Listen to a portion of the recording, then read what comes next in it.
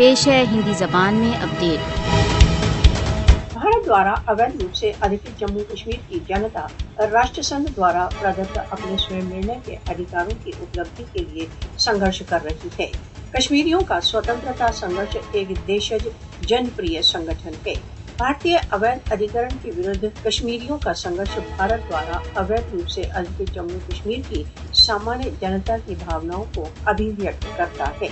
कश्मीर स्वाधीनता आंदोलन की देशज विशिष्टता कश्मीरियों द्वारा प्रतिदिन दिए जा रहे बलिदानों से स्पष्ट है। कश्मीरी स्वतंत्रता आंदोलन को सार्वभौमिक स्तर पर एक न्याय संगत संघर्ष के रूप में स्वीकार किया गया है।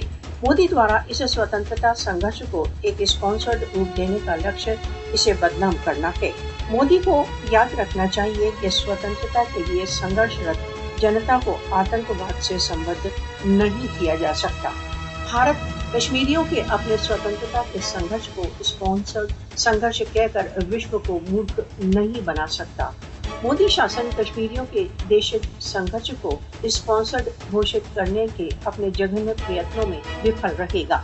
कश्मीरियों द्वारा चलाया जा रहा देशज संघर्ष निश्चित ही सफल होगा।